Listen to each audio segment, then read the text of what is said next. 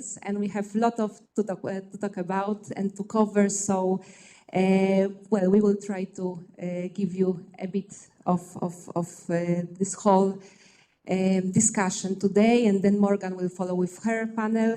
The first part will be my questions addressed to the panelists, and then we will have a Q&A session, if the times allow, of course.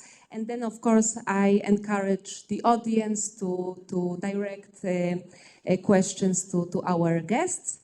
And without further ado, I would like to introduce our panelists, Davide Esposito, a Project and Policy Manager at Safe Food Advocacy Europe. Thank you for being here. And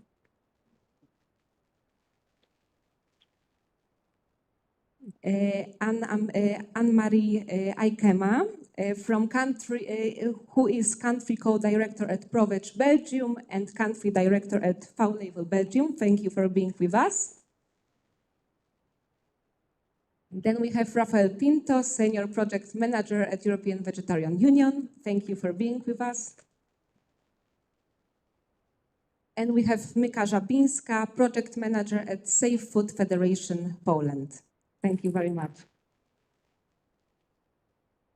Thank you for all for being with us, for accepting our invitation.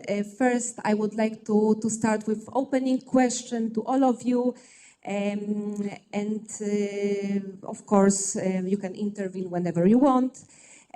So ensuring that consumers can make informed, safe and health-conscious choices is a core objective of EU law, reflected both in EU Charter of Fundamental Rights, but also in already mentioned Regulation 1169/2011, so-called FIC regulation on food information to consumers. And I would like to ask you, what do you think? Do you think that in 2026, EU citizens can generally say that they have access to clear, reliable and comprehensible information that enables them to make choices regarding sustainable food? If not, if you don't think so, that the current framework is not sufficient, maybe you can say a few words why. Please, Davide. I will break the ice.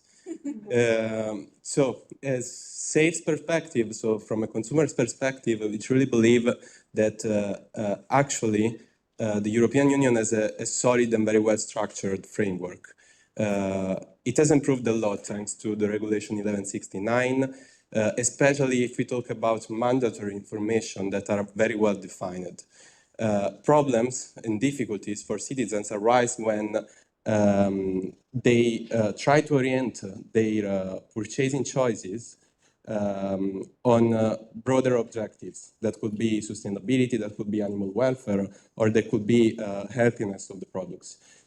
With this kind of information, this kind of information are often voluntary, so not mandatory, and there is not a common definition on that. They can change a lot between products, between brands, between member states, and this means that consumers are confronted with multiple and often inconsistent messages, which are not always easy to understand. So for us, the problem is not the lack of information, because we truly believe that with the Regulation 1169, we have a lot of information. The problem is their real usability. And the risk is that this kind of information are merely formal, but not really understandable for the consumers.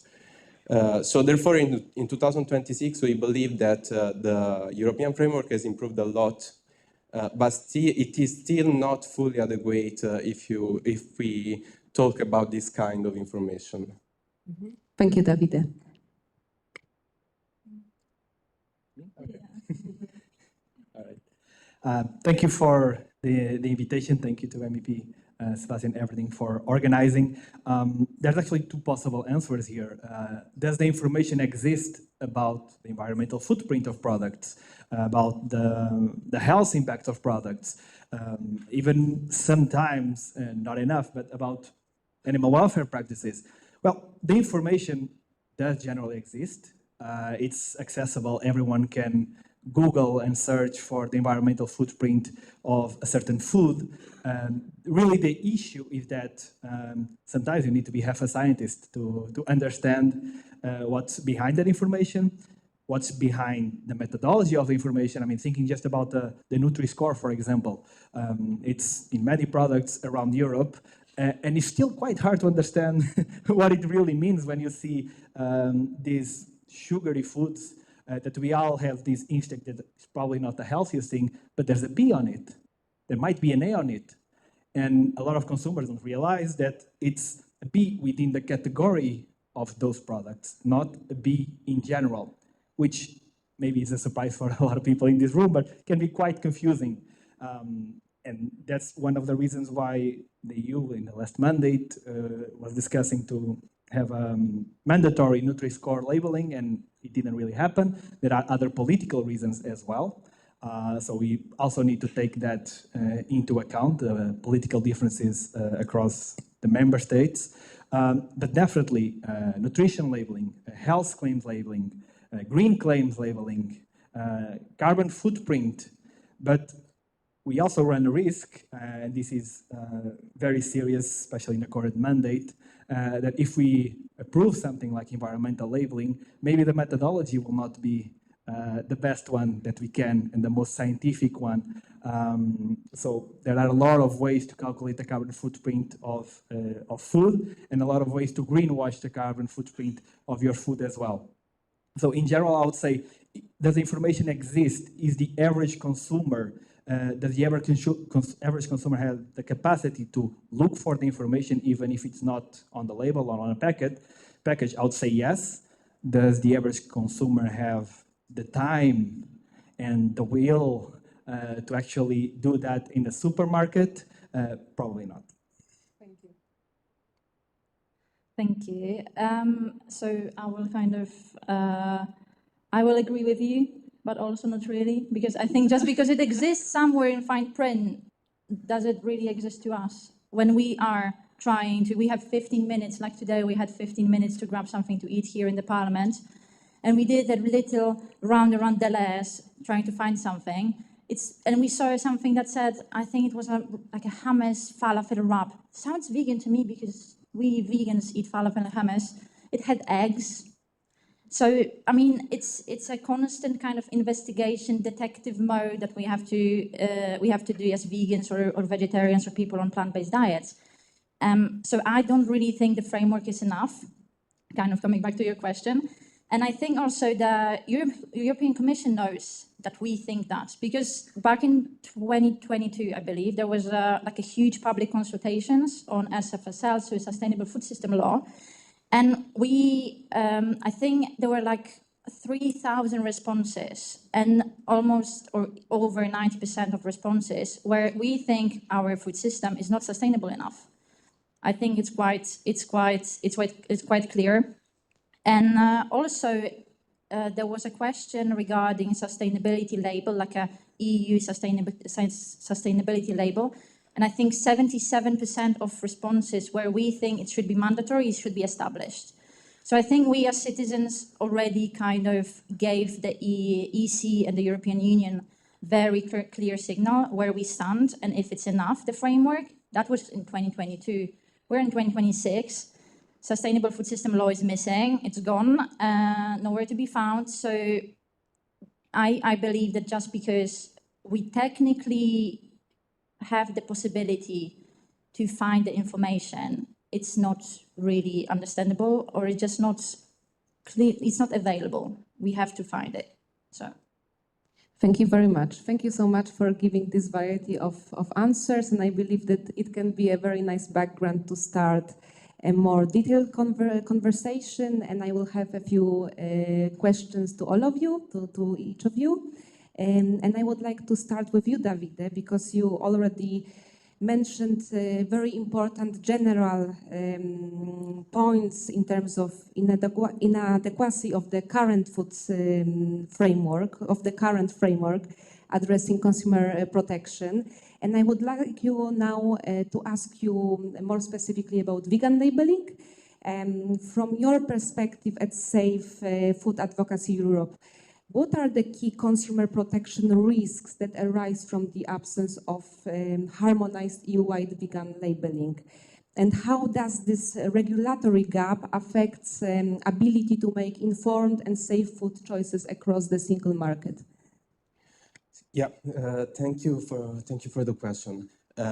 So again, from a consumer perspective, we truly believe that the absence of EU-wide harmonized vegan labeling could create a consumer protection risk. The term vegan is actually widely used across the Europe, and it is important to highlight that it does not longer concern just only vegan consumers. Vegan products are a kind of product that are often chosen also by non-vegan consumers. So we are protecting a very large number of European consumers and not just only the vegan ones. That's something that we should highlight more, I think, sometimes because it's not fully understood.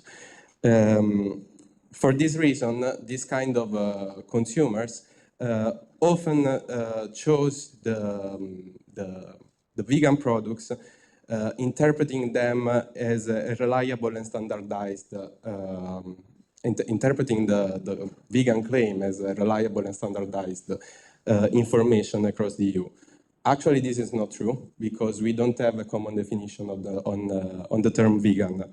So this consistency is not guaranteed at all. And the term vegan can vary a lot based on company practices, based on scheme applied or national context. For some approaches, vegan is something that contains just only vegan ingredients. For some others, it could be vegan just only if it is produced in a factory that doesn't work with animal-based products. So it depends a lot. We are not discussing what vegans should mean, but we really need a common definition so the European consumer can buy a vegan product knowing what they are buying.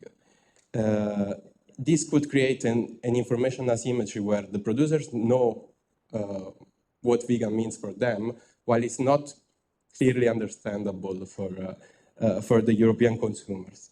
At the same time, we believe that private certification have played a key role helping the consumers to understand better, but without a public shared baseline, so without a common definition on the term vegan, these information are not really helpful for the European consumers. Regarding the single market, and then I will close,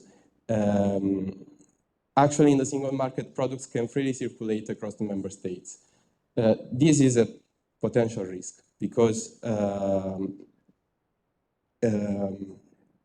in a situation in which the cross-border purchasing are increasing a lot, so I can easily buy online a product coming from another member state.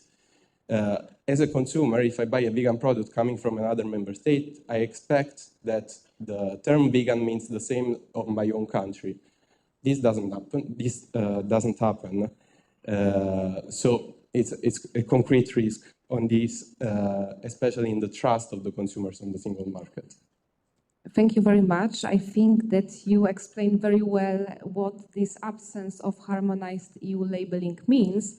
And you also referred to the private certification schemes. And here I would like to turn to our expert of this topic, to Anne-Marie. So I think that we all know here that now V-label is mostly recognized vegan and vegetarian label in Europe. And you're effectively filling this gap, which you, Davide, already mentioned, by the absence of EU-wide mandatory rules. And how do you see the role of V-label evolving if obligatory vegan labeling or mandatory labeling indicating the absence of animal-derived ingredients were introduced at EU level? Very good question, and thank you for broaching the idea already. You have to know that the V-label has existed. This year is the 30th anniversary, so it's been around. And I think there's 3 points that I want to address. The first one is about credibility and reliability of labels versus fake labels. And we think that an EU regulation could be actually a positive step to prevent fake labels. Fake labels or mislabeling is already happening right now. You might have seen in your local supermarket. I live in Belgium, and we see like supermarkets putting vegan on a product or veggie, meaning vegetarian, and they get it wrong. And we get the complaints as a pro-veg Belgium. So this is actually happening already. So what we think as what the V-label could contribute if there would be a common vegan definition is our expertise. We've been around in many European member states, and we offer an already really well-established guidebook, criteria. We're a widely recognized label, not only in Europe, also outside of Europe. So for producers that want to export, it's also interesting. And it's trusted by consumers. We have several research in different countries, and people really trust the V label. So they know if it says vegan and it has the V with the leaf, they know it's really vegan. The second thing we contribute is enforcement, because there's no use of a vegan definition if this is not enforced. I think a very good example is the organic label. That is a European definition, and it's enforced by third parties, private companies in the whole of Europe that do the certification, that do the verification of the criteria and the inspections. Because if there's no inspections or audits being done, it doesn't make any sense. It doesn't have any value. So this is something that we already have. We have this in place. We audit our producers every year. So it's the real world enforcement that's really important. If you don't have this, the definition just is empty. And then the third part I want to emphasize is being independent and third-party accreditation. The real credibility comes from enforcement. The European Union can create this definition. We think it's very important that this comes, as David already mentioned as well. Because of our experience, we have the whole infrastructure ready. We're already doing all the verification of the products, the recipes, and it goes further than that. We also check we do audits, we do annual checks, so it's not just a one-time thing. So there's a whole supply chain verification. And yeah, we think that just self-declaration, as is already now the case, it doesn't make sense because consumers don't know what does it mean, this vegan? Is it just the ingredients? Is it the processing aids? Is it the whole production process? I think people want clarity. And we think that if the V-Label International would work closely with the EU, we can help shape the regulation. We're obviously not the only credible trademark. I don't want to just do the speech about V-Label. I think we are really great, but the Vegan Society in the UK exists. They're also used in everybody, you probably know them if you're vegan, mostly for cosmetics, mostly in UK, but still very important, and we have the same ambition, I think.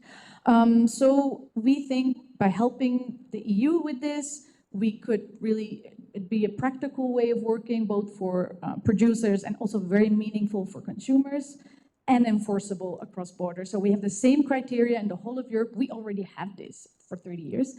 And if we would work together, I think we can ensure that this definition is then translated into a credible, trusted, and consistent EU-wide definition.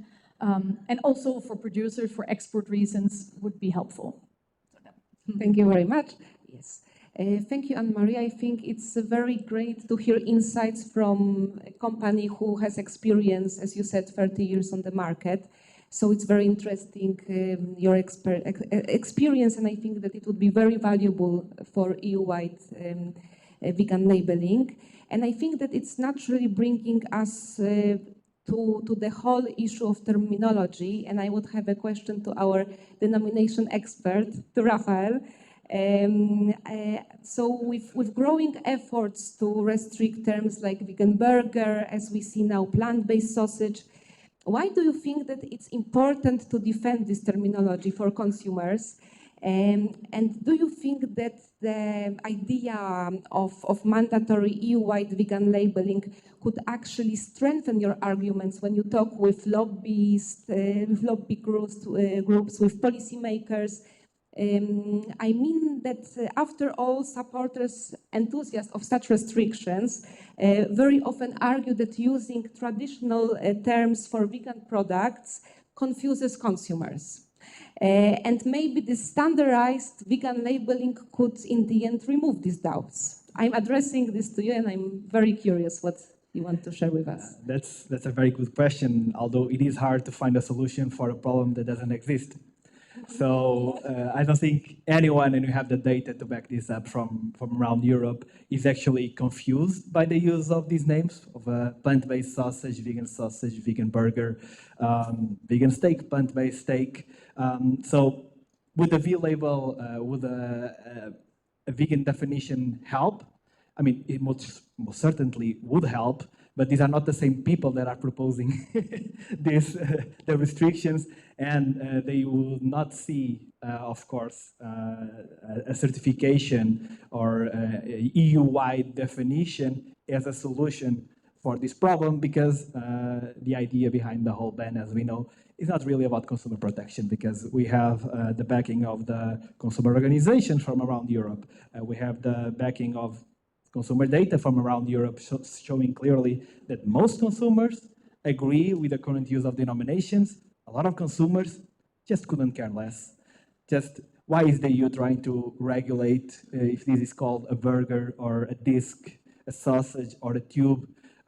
So we need to keep these names, and the reason that we fight these attempted denominations bans is because these names are used for a reason. It's because they give instructions to the consumers on how to use them, how they might taste, how they can cook them, in which conditions they should be served. And removing these names will, of course, push consumers away. First of all, because you have to create new names, and a strange new name would be, of course, off-putting for consumers. Actually, there's enough data saying that it would be more confusing for consumers. This was also stated by the position of the general advocate in our case in the European Court of Justice, that creating new names would just be a mess. It would be a mess for the internal market, of course, fragmentation of the internal market, and it would be a mess for consumers because all of a sudden they need to know 100 new names to describe a burger.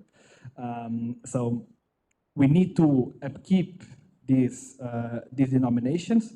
And really, the reason that these bans are being pushed, as we all know, is just to try and slow down the growth of the industry, try to slow down the uptake of these products. And sometimes the ban doesn't even need to be successful for it to hurt the consumer, for it to hurt the narrative around these products. Because we know what the markets hate, what the investors hate, and most of the investment in this area is private investment. What they hate is uncertainty. So if they see that there's constant political attacks on this industry, they see that there's constant political attacks on dietary shifts, then they will be less inclined to invest. So we don't even need an approval to be hurting the consumers, of course, and the whole sector. Thank you very much. Rafael and Evie, you were leading, I think, advocacy efforts on this issue, so thank you.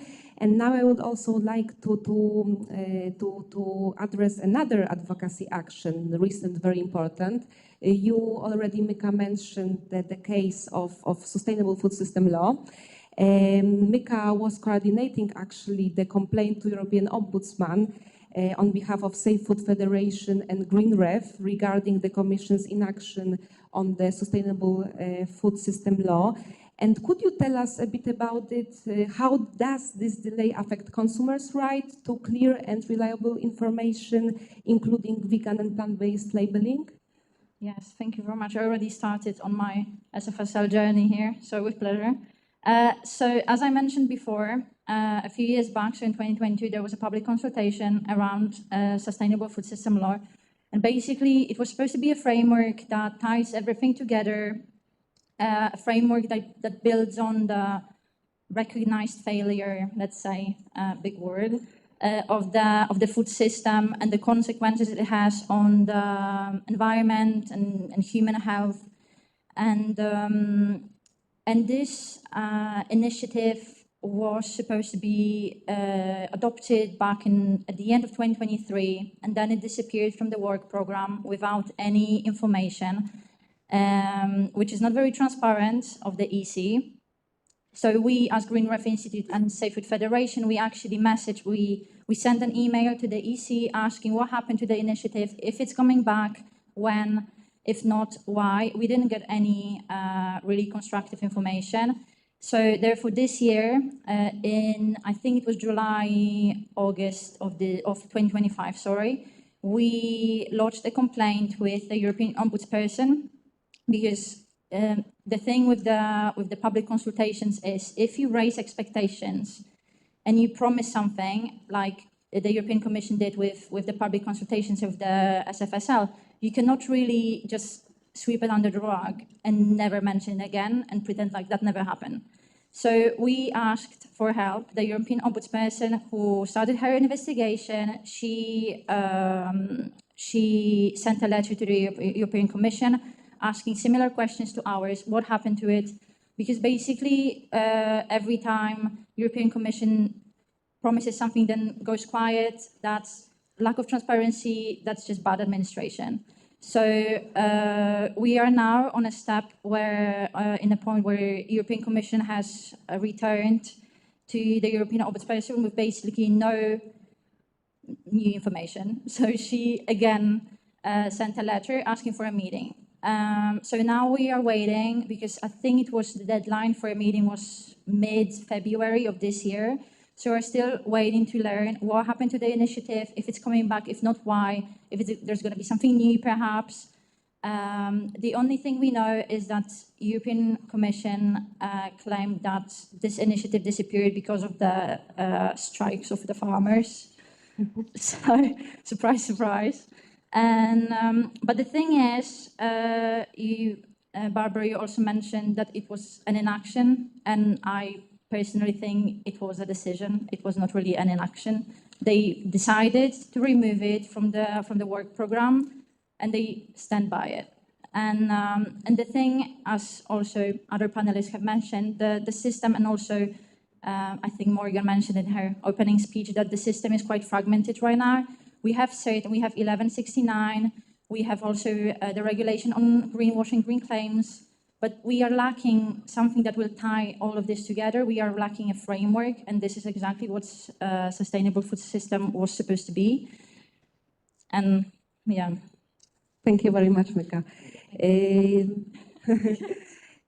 Okay, so maybe we can start the second round of questions. Sorry, because I have audience all around me, so it's not easy to look at all of you. Sorry to show a bit of my back. Davide, so SAFE has long urged the European Commission to act on Article 36, paragraph 3 of regulation already mentioned 1169, which explicitly mandates the Commission to adopt rules on voluntary information regarding sustainability of food for vegetarians and vegans. Actually, you did it before many of us, and you were advocating since many, many years ago. And looking ahead, what concrete actions or strategies is SAFE planning to pursue to ensure that this provision is implemented in a way that, well, meaningfully improves consumer protection and supports harmonized vegan and vegetarian labeling across the EU? Thank you for the question. So from our point of view, it is important to clarify from the start that the paragraph 3 of the Article 36 does not fill a regulatory gap. It is an existing mandate that has not yet been fully implemented. With this article, the EU legislator recognized that voluntary information on vegetarian and vegan suitability is widespread and relevant for consumers, and explicitly asked to the Commission to define how it should be applied. So it means that actually the Commission should define what terms like vegans and vegetarian means. SAFE has already worked a lot on that. We've been involved in some technical work during the last year, especially with our members, which are National Consumers Association, and some of them are properly vegan and vegetarian association. We already worked a lot with them for a possible definition on terms like vegetarian, vegan, and plant-based. Unfortunately, we had to stop our work due to other urgencies, like the ban of meat-related terms. So we had other urgency last year, but for sure in 2026 we will continue our work on that. What we want to do is to bring to the institution consumer-based evidence that show how the lack of common criteria could lead to misaligned expectation, to confusion, or to difficulties in comparison of products, especially in the cross-border situation that we mentioned before.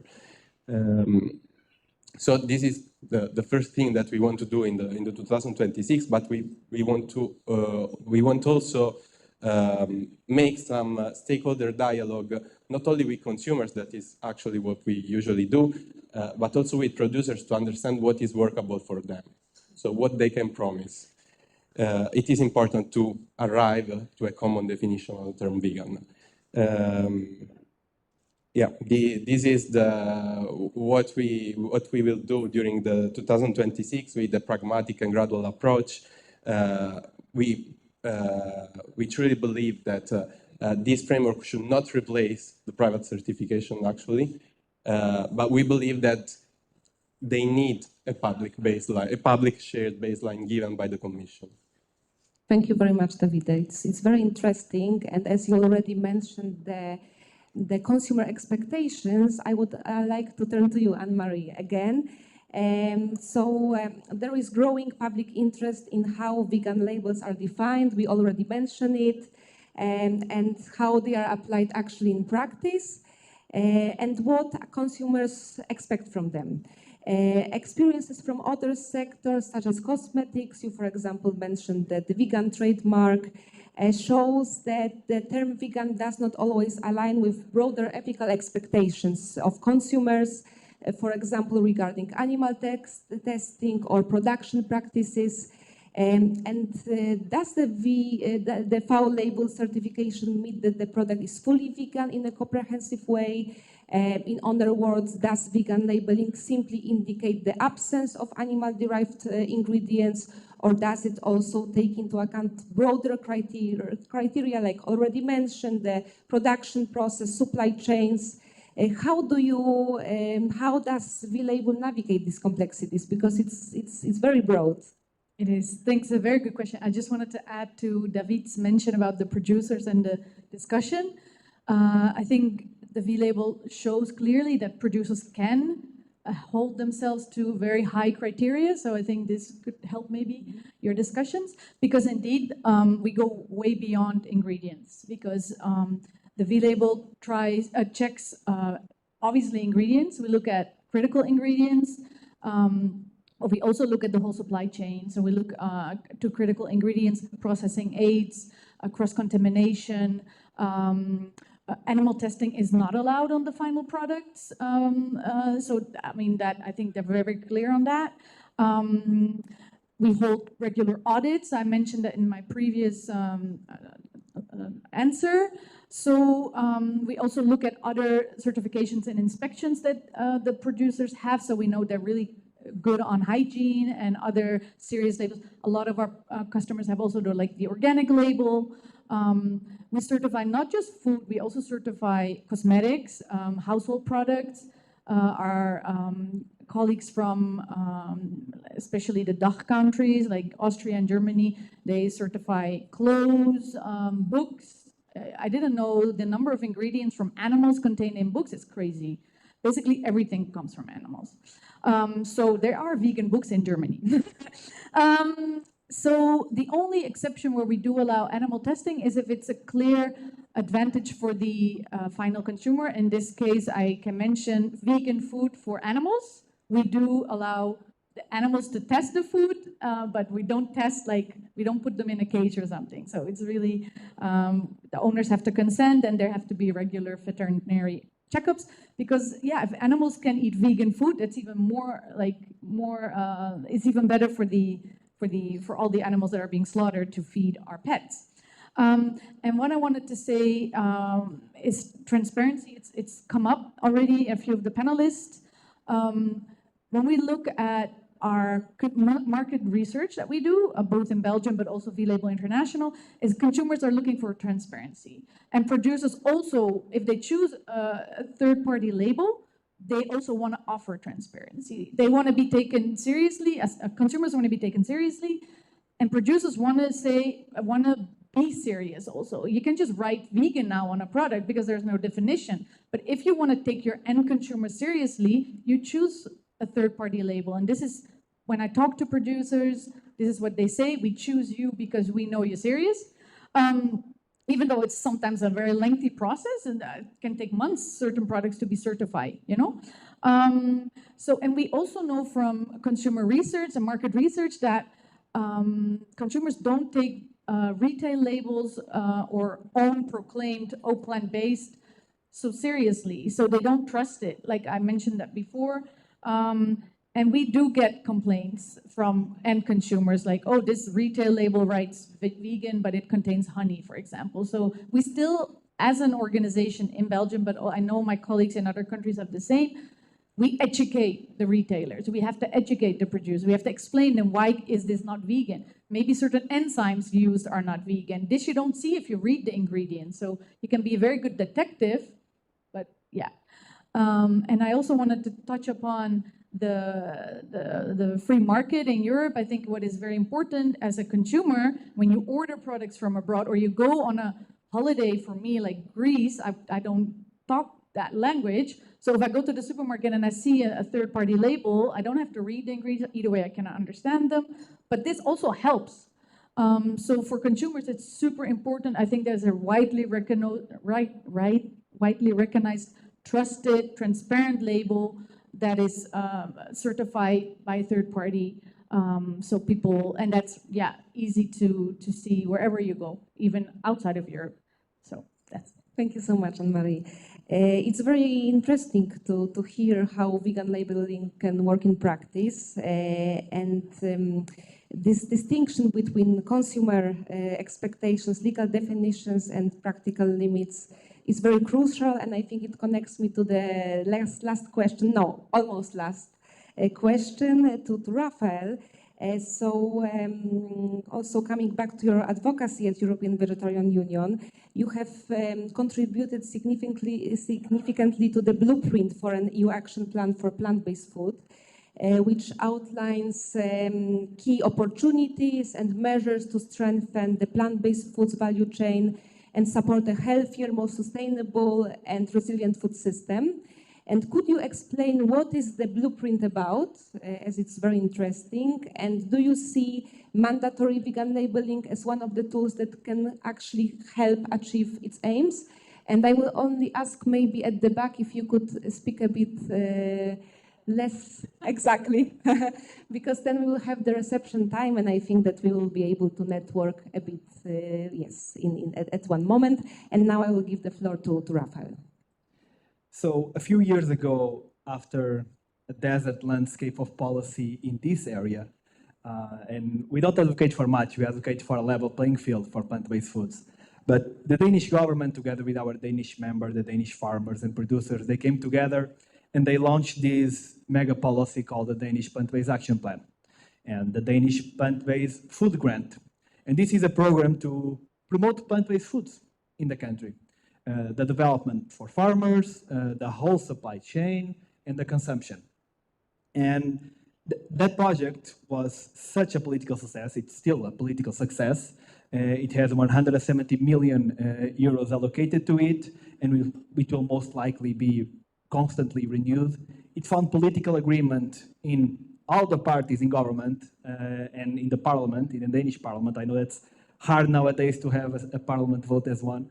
But it happened, and we took that experience and we said, well, we need something like this at the EU level. Because if it was achieved in Denmark, yes, there might be some specific characteristics, but this is just about more support for plant-based foods, more support for farmers to produce plant-based foods, more support for research and development, for universities, for the companies, for retailers to bring these products to market and for consumers to not only be better informed, but to have better products.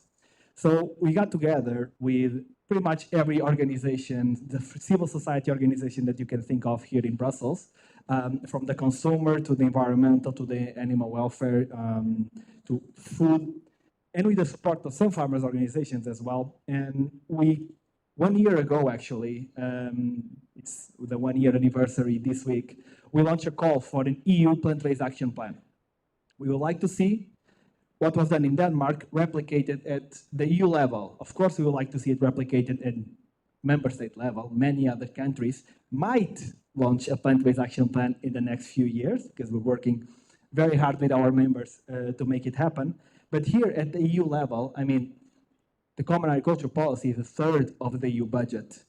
It's the discussion on food and food production and support to farmers has always been an essential part of the EU. And we're not asking for much. We're asking for a level playing field. What does this mean? Well, we want farmers that want to produce plant-based foods, plant-based proteins essentially, to have the support that they need, whether to start a farm producing these foods or to transition, to adapt what they are producing to diversify their portfolios. We're not asking anyone to stop producing anything, but we're all coming together with one voice to say, hey, there's actually a lot of interest from consumers.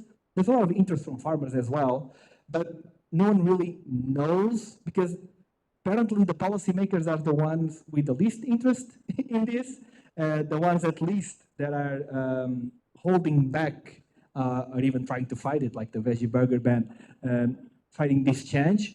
So let's all get together, let's all get in a room and agree that we need more support across the supply chain for these foods. And that's what we did. We published the blueprint for an EU plant-based action plan, where we look at the levers, the policy levers, on what could be done, what could be included in this plant-based action plan. And we don't really need to create nothing massively new. There are so many policies in the EU, so many files, policy files in every committee of this house, in every DG of the Commission. There is something that can be done in all of them to achieve an overarching EU plant-based action plan. We just need the political will. We have been gathering a lot of support from farmers' organizations, civil society, but also from different groups at the Parliament. We had an event here about 6 months ago with support of 5 groups, so building cross-support for the EU plant-based action plan. It was approved, a call for the EU plant-based action plan was approved by the ENVI committee as well.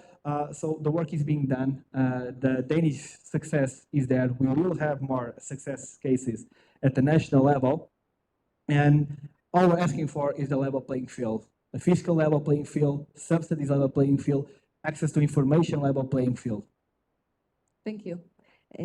Thank you very much, Rafael. And now at the end, I would like to look a bit into the future.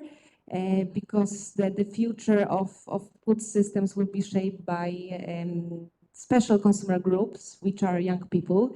And here I would like to turn to Mika, as you work extensively with young people on different projects related to food, to vegan food, especially in plant-based school, very known and successful program in Poland.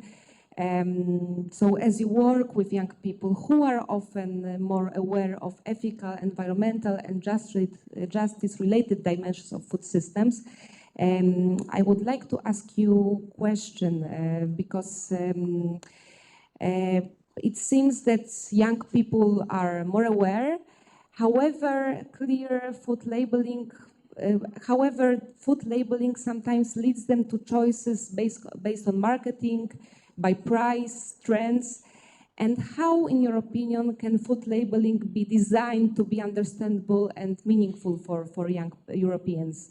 And how can we support them in making informed, ethical, and sustainable food choices? So yes, we at Green Ref Institute and Safe Food Federation, we work a lot with young people. We have a lot of projects that involve them. The issue with young people is that they usually, and it's according to a study that we commissioned to More Income in Poland, according to the study, they are super rushed when it comes to decision making. So it takes them seconds. It doesn't take them minutes. They don't really investigate. They usually don't have time for that. So it's basically convenience, that is a big factor. Availability, that is a huge factor, and especially in my opinion. It's price and what's physically nearby. And also we shot a documentary last year, and in this documentary there is a scene, there's a teacher kind of quoting a conversation she had with one of her students, and the student says, "Oh, me and my friends, we went on a break, we went to grab something to eat, we went near to like the nearby shops. It's not very healthy what they have to offer." And she said something that kind of stuck with me while I watched this documentary. She said, "Adults know what they are doing, like they know what's up. Do they wish us harm?" And I don't know what to answer to this, because obviously we don't, but the system that we have now, it's not very reliable, it's not very transparent. And for young people, when they go out there and they don't have time, they don't have a lot of money. And I also believe that it's not only issue of the labeling, because we can label everything and they will still go out there and they will still see what they see now. There is nothing healthy for them to eat, for example, or there's nothing vegan, there's nothing plant-based. So the options are quite limited. And that's the thing, unfortunately, it's, in my opinion, it's about education mostly, and a matter of availability, and then maybe labeling. Because for now, considering what we also heard from this student in our documentary, it's not about the morals, it's not the ethics, because they know, as you mentioned also, they are very aware, but the system is just not friendly enough, let's say. And when they go and they have to make a decision, as you also mentioned, it's the marketing that wins, and the ethical identity kind of loses to all of this. Thank you very much, Mika. Thank you very much for your thought-provoking responses and great conversation. Now we will dedicate a few minutes for Q&A. I think we have 5 minutes, and then we will end the panel. And yes, I would like to encourage the audience to pose some questions. Maybe people in the back who are very loud would like to say something meaningful to our discussion. Of course, without sarcasm, I encourage everyone in a more kinder way here to ask some questions, please. And I will, of course, give the microphone to people who would like to or share some comments about what we already discussed. People in the back are now a bit more quiet or shy.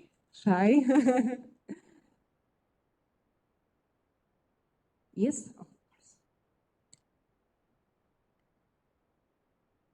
Yes, hello. I just have a quick question. In Switzerland, in a few years, they're going to be implementing a law where on meat products, you have to provide some details on the animal welfare or some of the practices that go on in slaughterhouses. I'm wondering if this is something you think it would be beneficial in Europe, and also maybe the likelihood of this sort of thing happening, and maybe your personal perspectives on whether this is good or not. Yes, and maybe someone would like to answer the question posed. Well, we don't do direct work on animal welfare. There are many organizations here in the room who do and have been working for animal welfare labeling. So it would, of course, be important for consumers to know what's going on at the farm, know what's going on at the other steps of the supply chain. Would that be politically feasible? I don't know. Would you think the organizations here in the room, it might be a bit complicated to get a political agreement on that, of course, but it would definitely be a step in the right direction. Thank you very much. Is there any other question, or should we move to the second panel? Yes, I think that we will move to the second panel. Thank you very much for your insightful contributions, and I think we will have another second discussion, but I understand that we need more and more discussions like today. And I hope that this debate we had will move beyond the parliament to other institutions, to different places. And I will give the floor to Morgan Janowicz, who will moderate the second panel. Thank you very much. Thank you.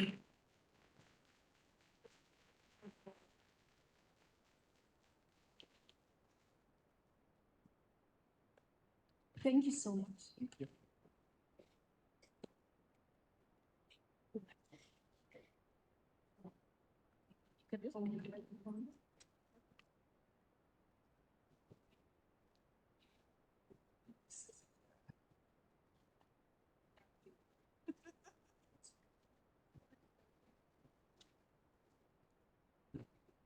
And Alice?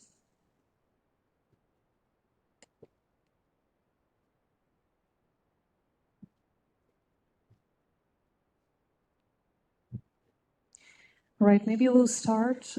And yes, here she comes.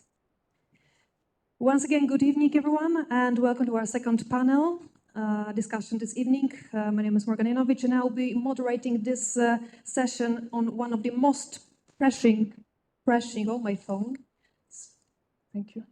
Pressing question in the European food policy today: who is afraid of vegan label?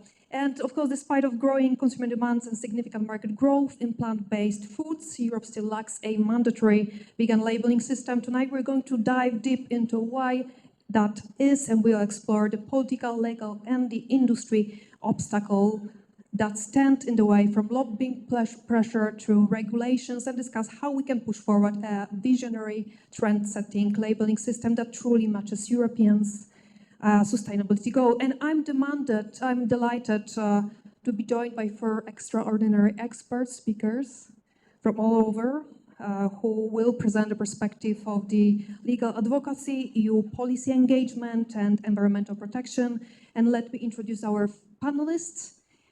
Alice Di Concetto, coming from the left, Chief Legal Advisor at the European Institute for Animal Law and Policy. She additionally is a lecturer in animal ethics and science law, Paris, France.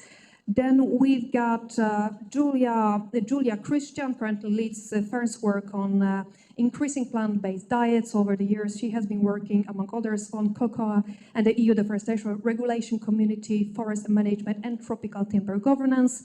Then we've got Olivier Maurice, who is EU Police Affairs Officer at the French animal protection organization Elle du Socoton, which he joined in 2021 following the years of activism in the animal protection movement, and Dr. Olga Kiku.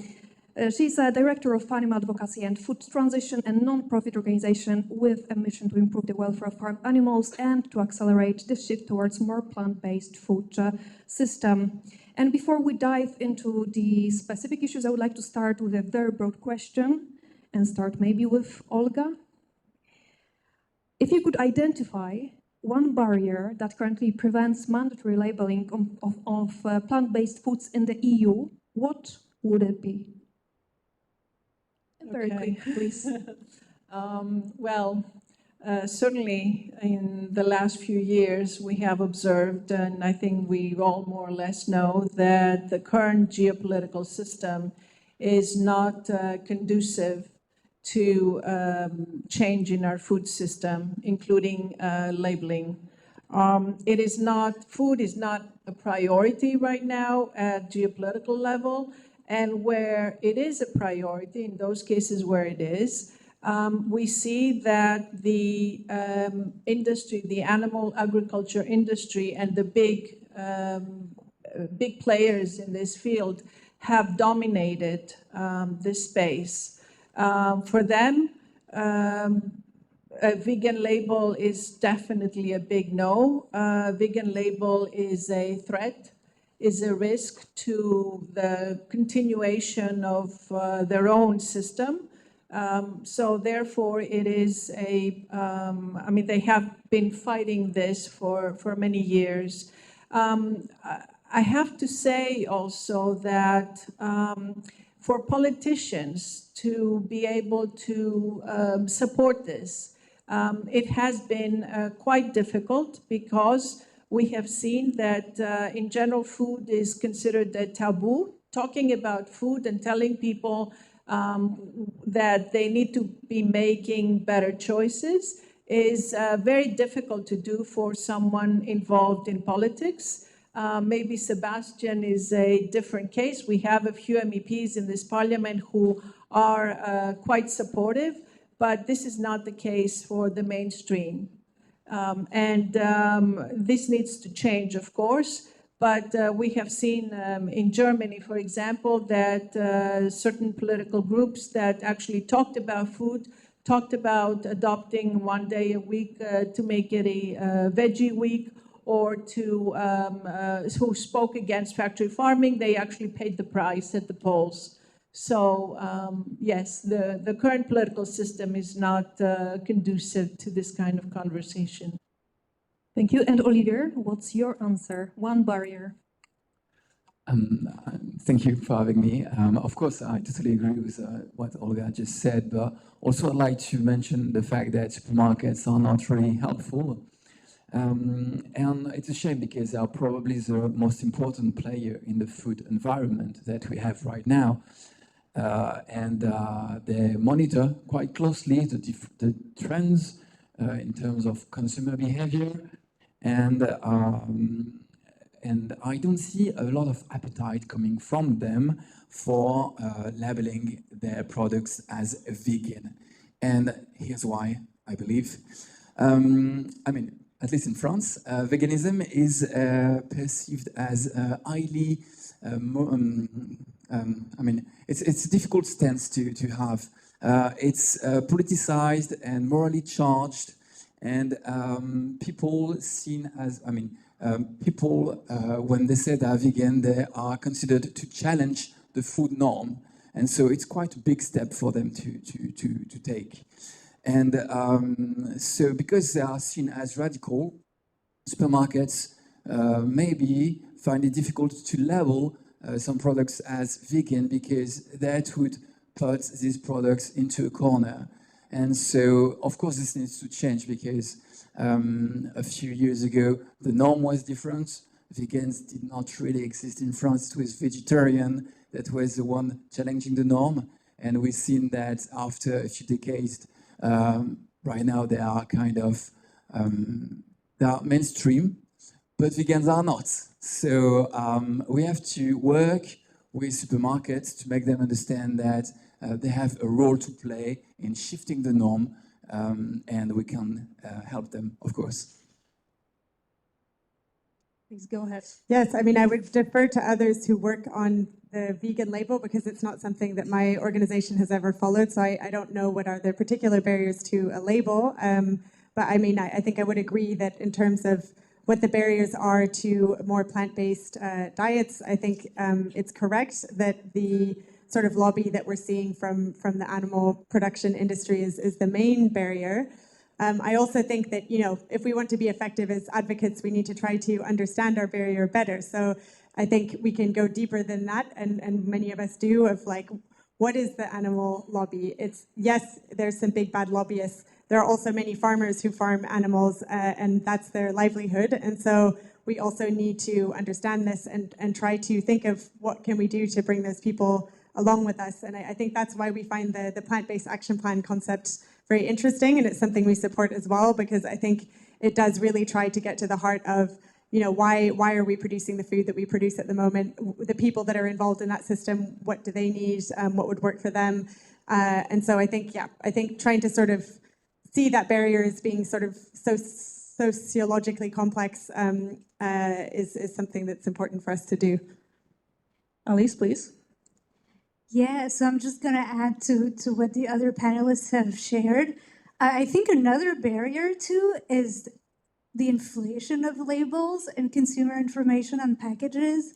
So if you go to a supermarket, it's kind of impressive the amount of information that consumers have. If you pick up a product, you're very likely to see some sort of a label or an allegation. And it's quite remarkable that no regulatory action has been taken to fight misleading information in general. Anne-Marie was saying, was talking about all those fake labels, misleading labels about vegetarian product, vegan products, but even beyond the composition of products, all the climate allegations, which are, somewhat being regulated now, but everything else around food, it's very confusing to consumers, and I think it also contributes to, discouraging, I guess,